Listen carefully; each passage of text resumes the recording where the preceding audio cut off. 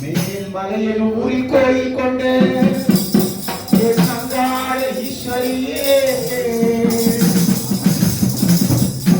ஆத்தாளே அழைக்கின்றேன் இங்கு வந்திடம்மா மேல்மலையனோடு அங்காளி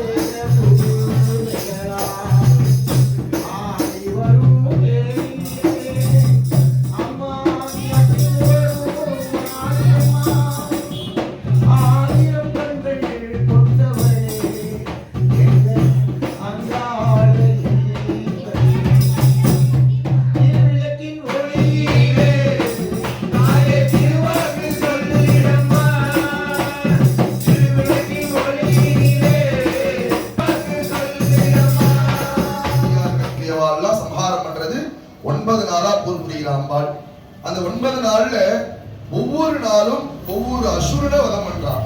பாரத போர்ல பார்த்தீங்கன்னா ஒரு நாள் சண்டை நடக்கும், மறுநாள் வந்து சம்ஹாரம், 2 நாள் சண்டை நடக்கும், மறுநாள் சம்ஹாரம் நடந்தது. ஆனா நம்மளுடைய அம்பாளுடைய போர்ல பார்த்தீங்கன்னா ஒவ்வொரு நாளுமே அம்பாள் என்ன பண்றாங்கன்னா ஒவ்வொரு அசுரனை வதம் பண்றான். மொத்தம் 9 விதமான அசுரர்கள். மது, கைடபன், மகிஷாசுரன், தூம்ரலோச்சனன், சண்டன், முண்டன், ரக்தபீஜன், சும்பன், நிஷும்பன் அப்படின்னு சொல்லிட்டு 9 விதமான அசுரர்கள். அந்த 9 விதமான அசுரரையும் அம்பாள் வந்து 9 விதமான பேரும் ரொம்ப சக்தி வாய்ந்தவா. இப்படி அந்த 9 அசுரர்களுமே ரொம்ப சக்தி வாய்ந்தவா. எதனால வந்து அம்பாளை வந்து நம்ம ஒவ்வொரு நாள் ஒவ்வொரு அலங்காரத்துல பாக்குறோம். இப்ப பாத்தீங்கன்னா ஏன் இப்ப வந்து அம்பாள் வந்து துர்க ரூபமா ஒரே அலங்காரத்துல பாக்கலாம்ல. எதனால நவராத்திரியில அம்பாளுக்கு ஒவ்வொரு நாள் ஒவ்வொரு அலங்காரம் பண்றோம் அப்படின்னா என்ன பண்றாளா, ஒவ்வொரு அசுரர்களும் தவம் பண்ணி ஒவ்வொரு விதமான வரன்களை வாங்குறான். இப்படி என்ன பண்றா, ஒவ்வொரு அசுரனும் தவம் பண்ணி 9 விதமான வரன்களை வாங்குறான். அதே மாதிரி அந்த வரத்துக்கேற்ப அம்பாள் என்ன பண்றாளா, ஒவ்வொரு நாளும் ஒவ்வொரு ரூபமா மாறி ஒவ்வொரு அசுரனையா வதம் பண்றான். என்ன பண்றா அம்பாள், ஒவ்வொரு நாளும் ஒவ்வொரு ரூபமா மாறி 9 விதமான அசுரனை வதம் பண்றான். அதை பொருட்டு அந்த அசுரனை வதம் பண்ண பொருட்டுதான் நம்ம ஒவ்வொரு நாளும் ஒவ்வொரு அலங்காரத்தை சுவாமி பார்க்கணும். அசுரனை வதம் பண்றான். அதாவது எதுக்காக அசுரனை வதம் பண்றான், அதாவது இப்ப ஒரு வீட்டுல ஒரு குழந்தை இருக்குன்னா சும்மா குழந்தை அடிப்போமா, தப்பு எதுனா குழந்தை பண்ணாதான் தப்பு, குழந்தை எதுனா தப்பு பண்ணாதான் அந்த குழந்தைய நம்ம அடிப்போம். இல்ல என்ன வேண்டுதல் டெய்லி அடிக்கிற குழந்தைன்னு அந்த மாதிரி கிடையாது. அந்த மாதிரி அம்பாளுக்கு என்ன அவளை வதம் பண்ணணுன்ற எண்ணமா கிடையாது. அதாவது அம்பாள் வந்து அவளுக்கு நிறைய வாய்ப்புகள் கொடுக்குறான். குழந்தை திருந்திடுவான் சொல்லிட்டு அதனாலதான் சொல்லுவா கருணை கடன்வா. பெண்களுக்கெல்லாம் வந்து பெண்களை மாதிரி இறங்கின மனசு கிடையாதுன்னு சொல்றது காரணம் என்னன்னா, அம்பாள் கிட்ட வந்து ஒருத்தர் கேட்டா உடனே கொடுத்துடக்கூடிய தெய்வம் அம்பாள். கருணை கடலா இருப்பாள் அம்பாள். இந்த மாதிரி நிறைய வாய்ப்புகள் கொடுக்கலாம் அசுரனுக்கெல்லாம். எதனால முதல்ல இது நடக்குது அப்படின்னா, மகிஷாசுரன் அப்படின்னு எல்லாருக்கும் தெரியும். மகிஷாசுரன் ஒரு அசுரன் தான். அந்த அசுரன் பார்த்தீங்கன்னா இன்னைக்கும் அம்பாளோட துர்க்கைக்கு கீழே அந்த மகிஷன் தலையோட இருப்பான். அதே மாதிரி பார்த்தீங்கன்னா அதான் வந்து பெண்கள்ல வந்து குணத்துல வந்து ரொம்ப சிறந்தவான்னு சொல்லுவாங்க. எதனால கேட்டீங்கன்னா, இப்ப இருக்கக்கூடிய எல்லா அசுரரும் இப்போ வந்து மகாபாரத போர்ல பார்த்தீங்கன்னா என்ன பண்ணா மொத்தமா சம்ஹாரம் பண்ணிட்டாரு. யாரு? கிருஷ்ணரு, அர்ஜுனரு எல்லாம் சேர்ந்து அவன் மொத்தமா சம்ஹாரம் பண்ணிட்டான். ஆனா இங்க என்ன பண்றாளா அம்பாள், அவன் ஒரு மனுஷன், அதாவது மகிஷாசுரனும் ஒரு மனுஷன் தான். அவனுக்குள்ளேயே ஒரு நல்ல ஆத்மா இருக்கு. அந்த நல்ல ஆத்மாவை ஆணவம், கண்மம், மாயின்னு சொல்லக்கூடிய அந்த 3 விதமான துர்க்குணங்கள் தான் அவனை மறைச்சிட்டு இருக்கு. அதனால என்ன பண்றான் அம்பாள், அவன் கிட்ட இருக்கக்கூடிய அந்த துர்குணங்களை மட்டும் சம்ஹாரம் பண்ணிட்டு அவனை தன் வாகனமா வந்து அம்பாளுடைய பாதத்துக்கு கீழே வச்சுட்டு இருக்காளா அம்பாள். அதனாலதான் அம்பாளை மாதிரி கருணை கடல் இல்லை அப்படின்னு சொல்லுவோம். அந்த மாதிரி என்ன பண்றான், அந்த மகிஷாசுரன் வந்து ஒரு இடத்துல அம்பாளை பாக்குறான். அம்பாளை பார்த்த உடனே மகிஷாசுரனுக்கு அம்பாளை வந்து ரொம்ப பிடிச்சிருக்கு. அம்பாளுடைய அழகுல மகிஷாசுரன் சொல்லக்கூடிய அந்த அசுரன் மயங்கிடுறான். அம்பாளுக்கு மகிஷாசுரனுக்கு அம்பாளை பிடிச்சி போகுது. உடனே என்ன பண்றான், முதல்ல சம்ஹாரம் யார் அப்படின்னு பாத்தீங்கன்னா தூம்ரலோச்சனன் சொல்லக்கூடிய அவருடைய தம்பி தான் முதல் சம்ஹாரம். முதல்ல அவன் என்ன பண்றான், உடனே அந்த மகிஷாசுரனை பிடிச்ச உடனே மகிஷாசுரன் வந்து அசுரர்களுடைய ராஜா. மகிஷாசுரன் யார் அப்படின்னு கேட்டீங்கன்னா, அசுரர்களுக்கு ராஜா தான் மகிஷாசுரன். அவருடைய படை தளபதி தான் வந்து தூம்ரலோச்சனன் அப்படின்னு சொல்லக்கூடிய. உடனே வந்து என்ன பண்றான், இந்த மகிஷாசுரன் வந்து அந்த படை தளபதியில ஒரு ராஜாவுக்கு நான் வேலையை போட்டு தரேன் அப்படின்னு சொல்றாங்களா ராணிங்க அம்பாள். உடனே வந்து தூம்ரலோச்சனுக்கு அகங்காரம் வந்துடுது. இதை போய் அங்க சொன்னவனே அங்க சொல்லாம இங்கேருந்து கோட்டைக்கு போயிட்டு அங்கேருந்து அவனுடைய படைகளை கூட்டிட்டு வரான். தூம்ரலோச்சன படை அப்படின்னு பேரு. அந்த தூம்ரலோச்சன படையை கூட்டிட்டு வரான். கூட்டிட்டு வந்து அம்பாள் என்ன பண்றானா அப்படின்றான். எப்படி அப்படின்றான். அந்த ஹும்னு சொன்ன ஒரு சவுண்ட்லயே அம்பா அந்த தூம்ரலோச்சன படை எல்லாமே சம்ஹாரம் ஆயிட்டான். அதனால அம்பாளுக்கு வந்து ஆஹா ஊஹு முகஸ்துத்யா அப்படின்னு ஒரு பேர். நம்ம லிதா விஷயத்துல பார்த்தீங்கன்னா ஆஹா ஹூஹு முகஸ்துத்யா அப்படின்னு ஒரு வாக்கியம் வந்துடும். அதுக்கான அர்த்தம் என்ன அப்படின்னா, அம்பாள் என்ன பண்றாளா அந்த ஹும் அப்படின்றாளா.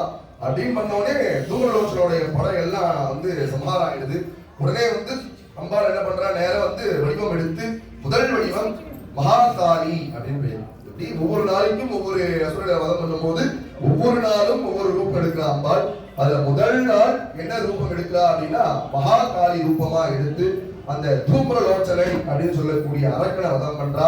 அது வந்து முதல் நாள். 2வது நாள் இன்றைய தினம் என்னாவது தூம்ரலோச்சனை வதத்தை வந்து மகிஷாசுரனுக்கு தெரிய வருது. இந்த மாதிரி வந்து அவருடைய சகோதரர் தூம்ரலோச்சனை வந்து விட்டார் அப்படின்றது. அதுக்கு அடுத்த சகோதரர் ரக்தபீஜன் பேரு. அதுக்கு அடுத்த சகோதரர் யாரு, ரக்தபீஜன் அப்படின்னு பேரு. அந்த ரக்தபீஜனை வந்து என்ன பண்றாரா, அழிச்சுட்டு வான்னு அனுப்பலையா அம்பாளை போய் அழிச்சுட்டு வா அப்படின்னு சொல்லி அனுப்பலையா, அம்பாளை போய் இழுத்துட்டு வா. ரெண்டுத்துக்கும் அகங்காரமா சொல்றதுக்கு ஒரு குணம், ஒரு தன்மை இருக்கு. அதாவது நம்ம சுவாமி கிட்ட வந்து அதனாலதான் சொல்லுவாளாம் பெரியவாளா என்ன சொல்லுவா அப்படின்னா, சுவாமி கிட்ட எப்பயுமே வந்து நம்ம விண்ணப்பிக்கணும். எந்த ஒரு விஷயமா இருந்தாலும் சுவாமி கிட்ட எனக்கு இப்ப நாளைக்கு எனக்கு எக்ஸாம் இருக்குப்பா, அந்த எக்ஸாம்ல நான் நல்லா கொஞ்சம் பண்ணணும் அப்படின்னு விண்ணப்பிக்கணும். எனக்கு நாளைக்கு எக்ஸாம் இருக்கு, அந்த எக்ஸாம்ல நான் பாஸ் பண்ணா உங்களுக்கு வந்து நான் தேங்காய் உடைக்கிறேன். அது வந்து அகங்காரம். அது வந்து அதாவது நீ எனக்கு இதை பண்ணினா நான் உனக்கு அது பண்றேன் அப்படின்னு சொல்றது அகங்காரம். அதே சுவாமி கிட்ட விண்ணப்பிக்கிறதா எனக்கு இந்த விஷயம் இருக்கு, இந்த விஷயம் உன்னால எனக்கு இது சக்சஸ் ஆகணும் நடக்கணும் அப்படின்னு கேட்கறது விண்ணப்பிக்கிறது. அந்த மாதிரி ரக்தபீஜன் என்ன பண்ற, ரக்தபீஜன் கிட்ட மகிஷாசுரன் என்ன பண்றாரா, விண்ணப்பிக்க சொல்ல போய் அம்பாளை வந்து இழுத்துட்டு வா அப்படின்னு விண்ணப்பிக்க சொல்ல, அம்பாளை போய் இழுத்துட்டு வா அப்படின்னு சொல்றாரா. உடனே என்ன பண்றார், ரக்தபீஜனா வந்து ஒரு படையை திரட்டிட்டு அம்பாள் கிட்ட போறான்.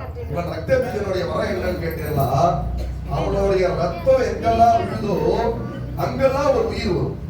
அதாவது ஒரு ரூபா போறான் அப்படின்னா அம்பாள் வந்து கத்தியால வெட்டா அப்படின்னா வெட்டும் போது 10 ரத்த இடத்துல சுத்தி விழுதுன்னா 10 ரத்த பீஜங்கள் வருவாங்க. ஒவ்வொரு சொட்டு ரத்தத்திலிருந்தும் ஒவ்வொரு ரத்த பீஜம் உருவாக்கி மேல வருவாங்க. அதே மாதிரி அம்மா முதல்ல வந்து அம்பாளுக்கு தெரியும் ரத்த பீஜம் போறா. முதல்ல அம்பாள் வந்து அவருடைய சைன்யத்தெல்லாம் ரத்த பீஜனுடைய சைன்யத்தெல்லாம் வதம் பண்றா. அதனால ரத்த பீஜ வதம்னு பேர். ரெண்டாவது இது எதுல வரும்னு கேட்டீங்கன்னா தேவி மகாத்மியம் சொல்லிட்டு அம்பாளுக்கு உருத்தான சண்டிகா பரமேஸ்வரி. அவதான் வந்து இந்த நவராத்திரி நாயகி யாருன்னா அஷ்டாதச பூஜை மகாதுர்கைன்னு பேர். 18 கையோட சண்டிகா பரமேஸ்வரி இருப்பான். அந்த சண்டிகா பரமேஸ்வரி தான் நவராத்திரி நாயகி. அந்த நவராத்திரி அந்த ஒவ்வொரு ரூபமா எடுத்துதான் கடைசியா சண்டிகா பரமேஸ்வரி ரூபம் எடுக்கிறான் அம்பாள். அந்த மாதிரி ரத்த பீஜர் என்ன பண்றா முதல்ல வந்து அதுல வந்து முதல் அத்தியாயம் தூம்ரலோச்சன வதம், 2வது அத்தியாயம் ரத்த பீஜ வதம்னு பேர் இருக்கு. ஒவ்வொரு இதுவும் ஸ்லோகமா இருக்கும். இப்படி ஒவ்வொரு மந்திரமுமே அந்த கதை வந்து ஒவ்வொரு ஸ்லோகமா இருக்கும் அந்த தேவி மகாத்மியத்துல. அதுல 2வது நாள் அந்த ரத்த பீஜரை வந்து அம்பாள் வதம் பண்றா. அம்பாள் ரத்த பீஜன் சைன்யத்தோட போறா. சைன்யத்தோட போகும்போது முதல்ல என்ன பண்றா அம்பாள் ரத்த பீஜனுடைய சைன்யத்தை வதம் பண்றா. ரத்த பீஜ சைன்ய வதம் முடிஞ்ச உடனே ரத்த பீஜன் வதம் பண்ண போகும்போது தன்னுடைய சக்கரத்தினால ரத்த பீஜன் அடிக்க போறா. ரத்த பீஜன் அடிச்ச உடனே என்ன ஆகுது அப்படின்னா அவனுடைய அந்த ரத்தம் விழுந்த இடத்துல எல்லா இடத்துலயும் ரத்த பீஜன் வந்துடலாம். ஒரு இடத்துல ஒரு வாட்டி அடிக்கிறா. அந்த இடத்துல 10 துளி வருதுன்னா 10 ரத்த பீஜம் வந்தவா. அம்பாள் ஒரு வாட்டி அடிக்கும் 100 துளி விழுந்தது. 100. அதனாலதான் சத ரத்த பீஜாஹா அப்படின்னு வார்த்தை இருக்காது. சதம்னா 100, ரத்த பீஜன் அப்படின்னா அவன் அந்த அசுரன் என்ன பண்றா அம்பாள் முதல் வாட்டி அடிக்கும் போது 100 ரத்த பீஜன் இந்த இடத்துல வந்துடுறான். அதனால என்ன பண்றா அம்பாள் அப்படின்னா தன்னுடைய தீர்க்கமான பெரிய உருவமா எடுத்து கையில கபால வச்சுக்கிட்டு மகாலட்சுமி அப்படின்னு சொல்லக்கூடிய உருவத்துல வந்து அவனுடைய அந்த ரத்த அந்த தலைய வந்து சேதம் பண்ணி அந்த ரத்தத்துக்கு கீழே போகாம கபாலத்துல குடிச்சிடறா அம்பாள். அதனால 2வது அத்தியாய தேவதை மகாலட்சுமி சண்டிகா அப்படின்னு பேரு. இன்றைய தினம் நம்மளுடைய ஆலயத்துல ராஜமாதங்கி சண்டிகாவானது அலங்காரமானது செய்விக்கப்பட்டு அதே மாதிரி இந்த ராஜமாதங்கி அப்படின்னா யாருன்னு பாத்தீங்கன்னா ராஜமாதங்கி அப்படின்னா ரகசிய தேவதை. ராஜமாதங்கி யாருன்னா ரகசிய தேவதை. சுவாமியோட அம்பாளுடைய கட்கமாலாம் பாத்தீங்கன்னா ராஜமாதங்கிய பத்தினா அவ்வளவு சொல்லியிருக்கா. எல்லா இடத்துலயும் பாருங்க நிறைய கோவில்கள்லாம் இருக்கு. எல்லா சுவாமிக்கும் எல்லா கோவிலும் இருக்கும். ஆனா ராஜமாதங்கிக்கு தனியா ஒரு கோயில் ஆதி காலத்துல கிடையாது. அதாவது இந்த காலத்துக்கும் ஆதி காலத்துக்கும் நிறைய வித்தியாசங்கள் இருக்கு. ஆதி காலத்திலேயே வர்றதுதான் வந்து பழமை வாய்ந்தது. அந்த பழமை வாய்ந்த கோயில்ல எந்த கோயிலையுமே வந்து ராஜமாதங்கின்னு தனி சன்னதியே கிடையாது. ஏன் அப்படின்னு கேட்டேன்னா இந்த ராஜமாதங்கிலாம் வந்து ரகசிய தேவதை, அதி ரகசிய தேவதா அப்படின்னு சொல்லுவோம். ராஜமாதங்கி யார் அப்படின்னா ரகசிய தேவதை. அதை ஏன் நவராத்திரியில் அலங்காரம் பண்றா? சரிப்பா அது ரகசிய தேவதை தானே, அப்ப ரகசியமாக தான் இருக்கணும். அவளை ஏன் வந்து நவராத்திரியில் அலங்காரம் பண்ணி எல்லாருக்கும் காமிக்கிறா அப்படின்னு கேட்டா அது ரகசியமான, அதாவது இப்போ வந்து நமக்கு வந்து ஒரு ஆஃபர் இருக்குன்னு தெரியுது. அந்த ஆஃபருக்கான இப்போ ஒரு 1000 ரூபாய் இருக்குன்னு வச்சுக்கோங்களேன். ஒரு 1000 ரூபாய் ஒரு பொருள் வாங்க போறோம் அப்படின்னா அது வந்து 500 ரூபாய்க்கு ஆஃபர் கொடுப்பான். அந்த ஆஃபர் நமக்கு தெரிஞ்சாதானே அது 500 ரூபாய் மாறுதுன்றது நமக்கு தெரியும். இப்போ இன்னைக்கு ஒரு கிரேட் இந்தியன் சேல் அமேசான்ல போகுது அப்படின்னா இந்த அமேசான்ல இன்னைக்கு கிரேட் இந்தியன் சேல் 23ஆம் தேதி போடுறா அப்படின்னு நமக்கு அது தெரிஞ்சாதானே நம்மளால போய் அதை வாங்க முடியும். நமக்கு அது தெரியவே இல்லைன்னா நம்மளால வாங்க முடியுமா? நம்ம எப்பயும் போல அதே 1000 ரூபாய் தான் அந்த பொருள், அந்த 1000 ரூபாய்க்கு தான் வாங்கணும் அப்படின்னு நினைச்சிட்டு இருக்கோம். அதே மாதிரி ஒரு பலனை நம்ம சுவாமி கிட்டே வாங்கணும் அப்படின்னா நம்ம வெளில தெரியக்கூடிய மூர்த்தங்களை விட ரகசியமான மூர்த்தங்களை நம்ம வெளிப்பாடு பட்டா அதுக்கான பலன் 1க்கு 10 மடங்கா நமக்கு வந்து சேரும்.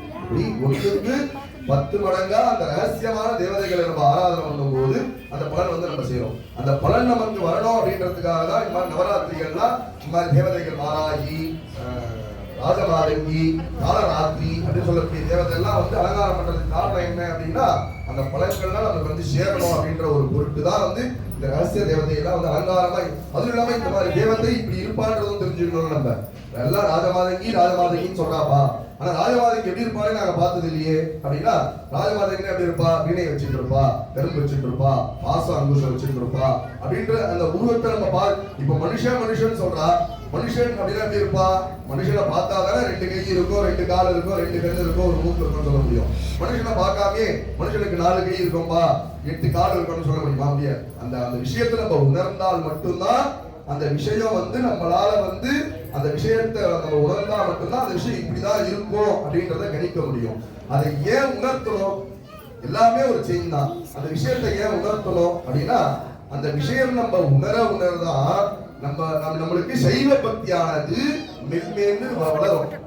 இப்படி அந்த விஷயத்தை நம்ம, அதாவது இப்ப நம்ம அப்பா அம்மா நமக்காக எவ்வளவு கஷ்டப்பட்டான்றதை நம்ம கண் கூட பார்த்திருக்கோம். அதனாலதான் அவளை வந்து நம்ம பின்னாடி சௌக்கியமா வச்சு பார்த்துக்கிறோம். என்னவா கரெக்டா இல்லையா? அப்போ நம்ம அப்பா அம்மா என்ன கஷ்டப்பட்டாலும் நமக்கு தெரியல அப்படின்னா நம்மளுக்கு அந்த அதோடைய மருத்துவம் நமக்கு தெரியுமா? தெரியாது.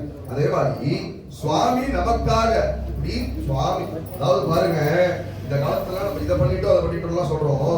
ஆனா ஒரு க்ஷேத்திரம் ஒன்று இருக்கு, காரைக்கால்னு சொல்லிட்டு, காளையார் கோயில்னு சொல்லிட்டு நம்ம சிவகங்கை சமஸ்தான பக்கத்துல ஒரு க்ஷேத்திரம் ஒன்று இருக்கு. அந்த க்ஷேத்திரத்துல வந்து இன்னைக்கும் பார்த்தீங்கன்னா கோயில் உள்ள வந்து ஒரே காம்பவுண்டுக்குள்ள 3 சுவாமி இருப்பார். ஒரே கோவில் தான் அது. அந்த ஒரே கோயிலுக்குள்ள 3 சிவலிங்கம் இருக்கும், 3 அம்பாள் இருப்பா. அந்த ஒரு கோயில்ல 3 கோவில் பிரகாரம் தனித்தனியா பிரிச்சு தனித்தனியா இருப்பா. சுவாமி பேரு காளீஸ்வரர் அப்படின்னு சுவாமி பேரு. அது ரொம்ப பிராச்சீனமான கோயில், பாடல் பெற்ற ஸ்தலம் அந்த கோவில். அந்த கோவில்ல வந்து எல்லாரும் பாடத்துல படிச்சிருப்போம், மருது சகோதரர்கள் அப்படின்னு எல்லாருக்கும் வந்து தெரியும். அந்த மருது சகோதரர்கள் அப்படின்றவா அவளுடைய ஊர் தான் வந்து காளையார் கோவில் சொல்லக்கூடிய ஊரு. நம்மளுடைய பிரிட்டிஷ் அரசாங்கம் பண்ணும்போது மருது சகோதரர்கள் என்ன பண்ணா அப்படின்னா, இந்த பிரிட்டிஷ் அரசாங்கத்துக்கு நிறைய தொந்தரவு கொடுத்தா. பிரிட்டிஷை எதிர்த்து நிறைய பண்ணா. அவளை எப்படிலாம் வந்து அழிக்கணும், யாரு மருது சகோதரரை எப்படிலாம் அழிக்கணும் அப்படின்னு பிரிட்டிஷ் அரசாங்கம் வந்து முடிவு பண்ணா. எப்படி அழிக்கிறது, ரொம்ப நாளா ரொம்ப பிரயத்தனப்பட்டா அவளை பிடிக்கணும்ன்றதுக்காக. அவளால அவ கிட்ட கூட போக முடியல, அவ இருக்கிற இடத்த கூட தெரிஞ்சுக்க முடியல. ஆனா அதனாலதான் சொல்லுவா இட்டச்சத்ரு அப்படின்னா, நம்ம கூட அதான் சொல்லுவாள், கூடயே இருந்து போய் பரிசுட்டாப்பா அப்படின்னா இட்டச்சத்ருன்னு பேர் அதுக்கு. மித்ரசத்ரு, மித்ரசத்ருன்னு பேர். மித்ரசத்ருனா கூடயே இருக்க நண்பன் போலவே இருப்பான், ஆனா பிரியப்படுத்துறோம். மித்ரசத்ருன்னு பேர் அவனுக்கு.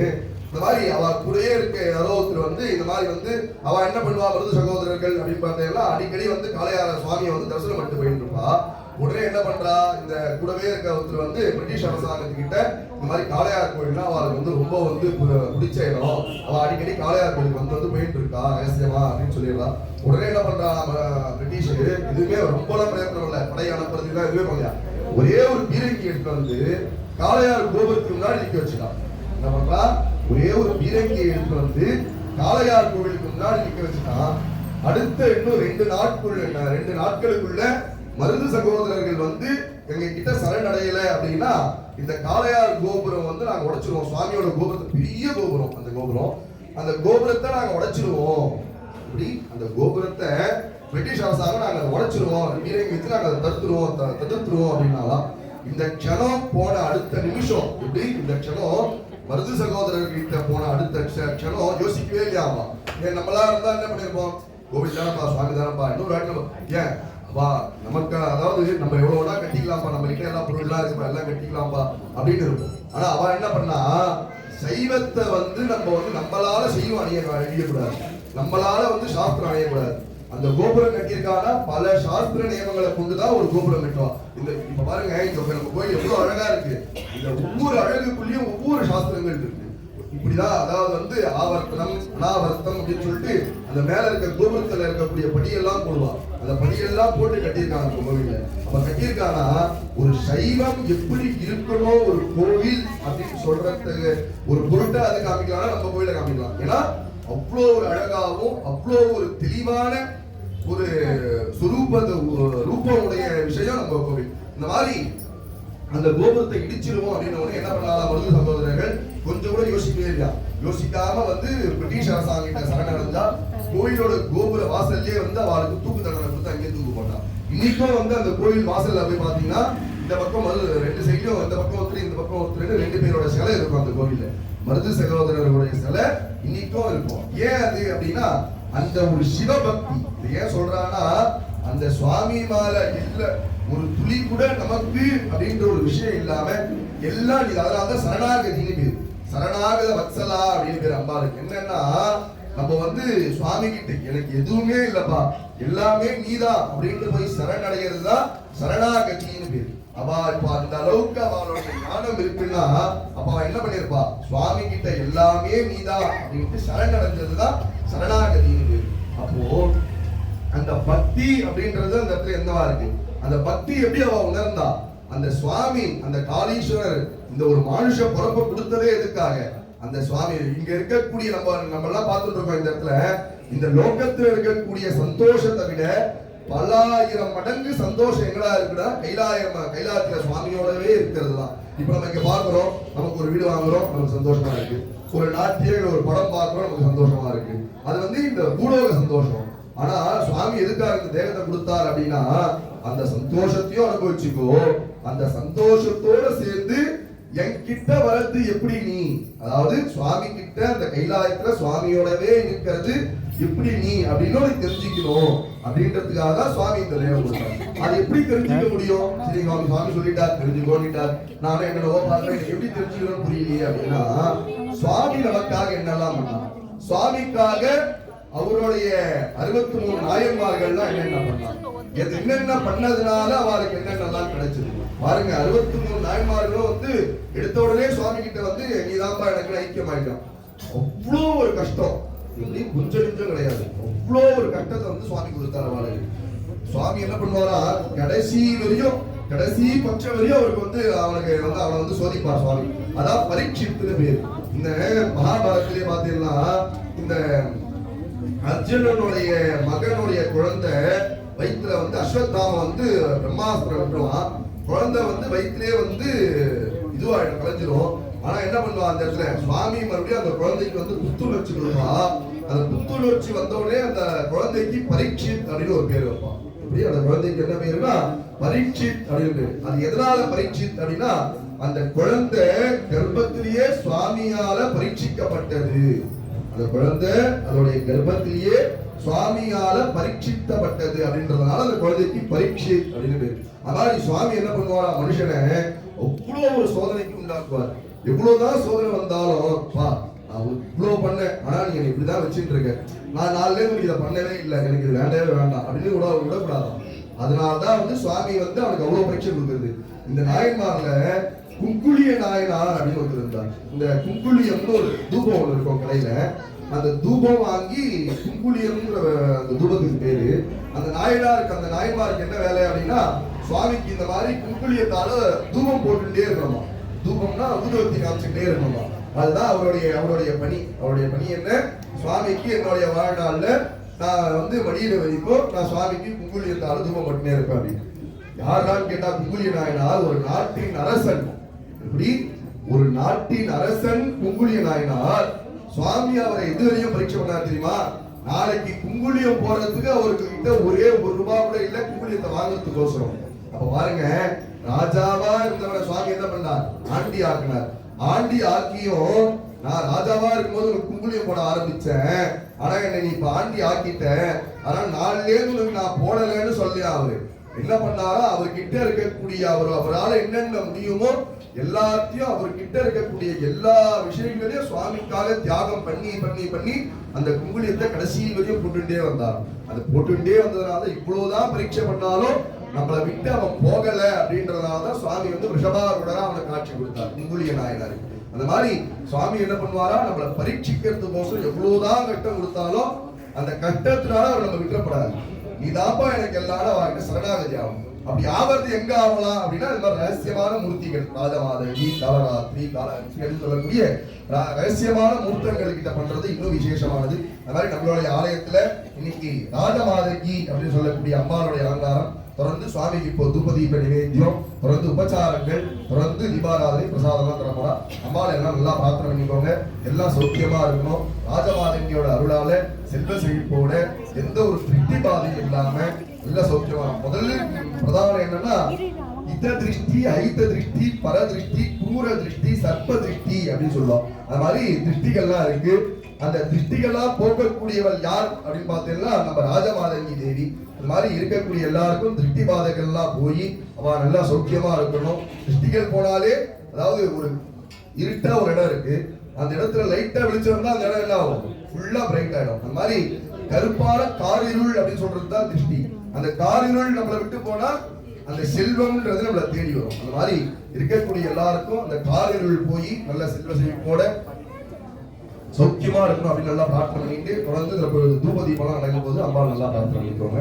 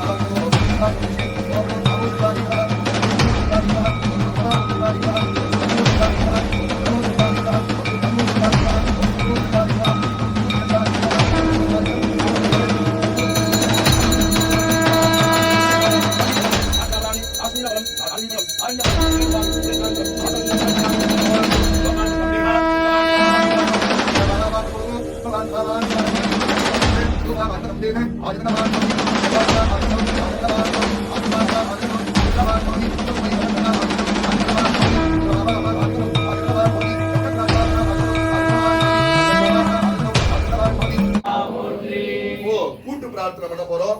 எல்லா அம்பாளும் நல்லா சௌக்கியமா இருக்கணும் அப்படின்னு வேண்டிட்டு சொல்றது திருப்பி சொல்லுங்க. ஓம் சர்வமங்கல மாங்கல்யே சிவே சர்வார்த்த சாதிகே சரண்யே த்ரியம்பிகே கௌரி நாராயணி நமோஸ்துதே மங்களே மங்களா ஹாரே மாங்கல்யே மங்கள மங்களார்த்தம் மங்களேஷி மாங்கல்யம் தேஹினே சதா மாங்கல்யம் தேஹினே சதா மாங்கல்யம் தேஹினே சதா எல்லாமல்ல ஸ்ரீ ராஜமாதங்கி தாயின் தனிப்பெரும் கருணையினாலே எங்களது இல்லத்தில் மற்றும் எங்களது குடும்பத்திலும் எல்லா விதமான ஆறுதலை போக்கி எங்களுக்கு 16 விதமான செல்வங்களை தந்து எங்களை காத்து எங்களது பக்தியினை தனது பாத திருவடிகளில் நாங்கள் விண்ணப்பித்து எங்களை சரணாகதி அடைகிறோம். எங்களுக்கு அனைத்து விதமான சௌக்கியங்களை நாங்கள் எங்களுக்காக தந்து எங்களை காத்து அருள் புரிய வேண்டுகிறோம். ஓம் ஸ்ரீ ராஜ மாதங்கி நமோ நமஹ. ஓம் ஸ்ரீ ராஜ மாதங்கி நமோ நமஹ. ஓம் ஸ்ரீ ராஜ மாதங்கி நமோ நமஹ. समस्तोपचाराणि समर्पयामि.